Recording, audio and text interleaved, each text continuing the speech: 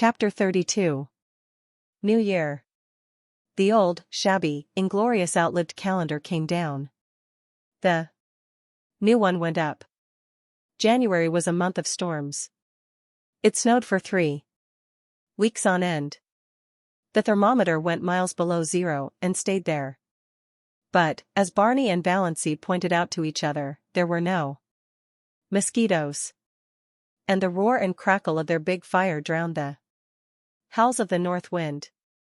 Good Luck and Banjo waxed fat and developed resplendent coats of thick, silky fur. Nip and Tuck had gone. Degree, but they LL come back in spring, plus or minus, promised Barney. There was no monotony. Sometimes they had dramatic little private spats that never even thought of becoming quarrels. Sometimes Roaring Abel dropped in for an evening or a whole day with his old tartan cap and his long red beard coated with snow. He generally brought his fiddle and played for them, to the delight of all except Banjo, who would go temporarily insane and retreat under Valancy's bed. Sometimes Abel and Barney talked while Valancy made candy for them. Sometimes they sat and smoked in silence _unspecified currency law Tennyson and Carlyle, until the Blue Castle reeked and Valancy fled to the open. Sometimes they played checkers fiercely and silently the whole night through. Sometimes they all ate the russet apples Abel had brought, while the jolly old clock ticked the delightful minutes away. Degree, a plate of apples, an open fire, and a jolly good book whereon to Luke are a fair substitute for heaven, plus or minus, bowed Barney. Degree, anyone can have the streets of gold. Let us have another whack at Carmen, plus or minus. It was easier now for the Sterlings to believe Valancy of the dead. Not even dim rumors of her having been over at the port came to trouble them, though she and Barney used to skate there occasionally to see a movie and eat hot dogs shamelessly at the corner stand afterwards. Presumably none of the Sterlings ever thought about her except cousin Georgiana, who used to lie awake worrying about poor Doss. Did she have enough to eat? Was that dreadful creature good to her? Was she warm enough at nights? Valancy was quite warm at nights. She used to wake up and revel silently in the coziness of those winter nights on that little island in the frozen lake. The nights of other winters had been so cold and long. Valancy hated to wake up in them and think about the bleakness and emptiness of the day that had passed and the bleakness and emptiness of the day that would come. Now, she almost counted that night lost on which she didn't wake up and lie awake for half an hour, just being happy, while Barney's regular breathing went on beside her. And through the open door, the smoldering brands in the fireplace winked at her in the gloom. It was very nice to feel a little lucky cat jump up on your bed in the darkness and snuggle down at your feet, purring, but Banjo would be sitting dourly by himself out in front of the fire like a brooding demon. At such moments Banjo was anything but canny, but Valancy loved his uncanniness. The side of the bed had to be right against the window. There was no other place for it in the tiny room. Valancy, lying there, could look out of the window, through the big pine boughs that actually touched it, away up Mestawis, white and lustrous as a pavement of pearl, or dark and terrible in the storm. Sometimes the pine boughs tapped against the panes with friendly signals. Sometimes she heard the little hissing whisper of snow against them right at her side. Some nights the whole outer world seemed given over to the empery of silence. Then came nights when there would be a majestic sweep of wind in the pines. Nights of dear starlight when it whistled freakishly and joyously around the Blue Castle, brooding nights before storm when it crept along the floor of the lake with a low, wailing cry of boding and mystery. Valancy wasted many perfectly good sleeping hours in these delightful communings. But she could sleep as long in the morning as she wanted to. Nobody cared. Barney cooked his own breakfast of bacon and eggs and then shut himself up in Bluebeard's chamber till supper time. Then they had an evening of reading and talk. They talked about everything in this world and a good many things in other worlds. They laughed over their own jokes until the blue castles re-echoed. Degree you underscore do underscore laugh beautifully, plus or minus Barney told her once. Degree it makes me want to laugh just to hear you laugh. There's a trick about your laugh as if there were so much more fun back of it that you wouldn't let out.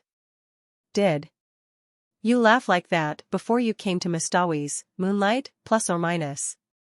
Degree, I never laughed at all really. I used to giggle foolishly when I felt I was expected to. But now the laugh just comes. Plus or minus. It struck Valancy more than once that Barney himself laughed a great deal oftener than he used to, and that his laugh had changed. It had become wholesome. She rarely heard the little cynical note in it now. Could a man laugh like that who had crimes on his conscience? Yet Barney must have done something. Valancy had indifferently made up her mind as to what he had done. She concluded he was a defaulting bank cashier. She had found in one of Barney's books an old clipping cut from a Montreal paper in which a vanished, defaulting cashier was described. The description applied to Barney as well as to half a dozen other men Valancy knew, and from some casual remarks he had dropped from time to time, she concluded he knew Montreal rather well. Valancy had it all figured out in the back of her mind. Barney had been in a bank. He was tempted to take some money to speculate, meaning, of course, to put it back. He had gotten deeper and deeper, until he found there was nothing for it but flight.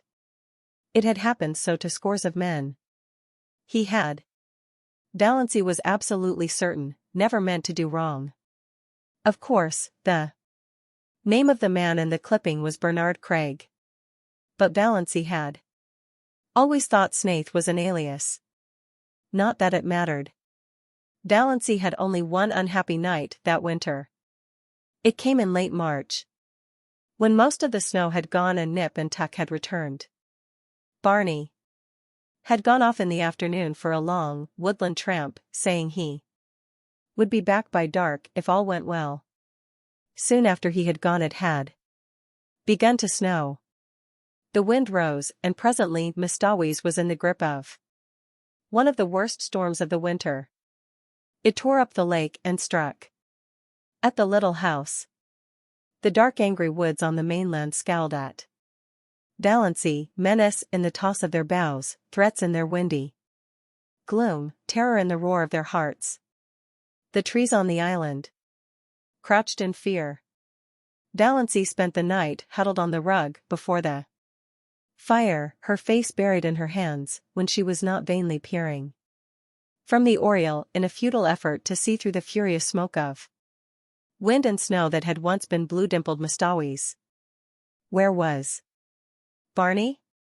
Lost on the merciless lakes? Sinking exhausted in the drifts of the pathless woods? Valancy died 100 deaths that night and paid in full for all the happiness of her blue castle. When morning came the storm broke and cleared, the sun shone gloriously over Mistawi's, and at noon Barney came home. Valancy saw him from the oriel as he came around a wooded point, slender and black against the glistening white world. She did not run to meet him. Something happened to her knees and she dropped down on Banjo's chair. Luckily Banjo got out from under in time, his whiskers bristling with indignation. Barney found her there, her head buried in her hands. Degree Barney, I thought you were dead, plus or minus, she whispered. Barney hooted. Degree, after 2 years of the Klondike, did you think a baby storm like this could get me? I spent the night in that old lumber shanty over by Muskoka. A bit cold but snug enough. Little goose. Your eyes look like burnt holes in a blanket. Did you sit up here all night worrying over an old woodsman like me, plus or minus? Degree yes, plus or minus, said Valancy. Degree I couldn't help it. The storm seemed so wild. Anybody might have been lost in it. When I saw you come round the point there, something happened to me. I don't know what. It was as if I had died and come back to life. I can't describe it any other way. Plus or minus.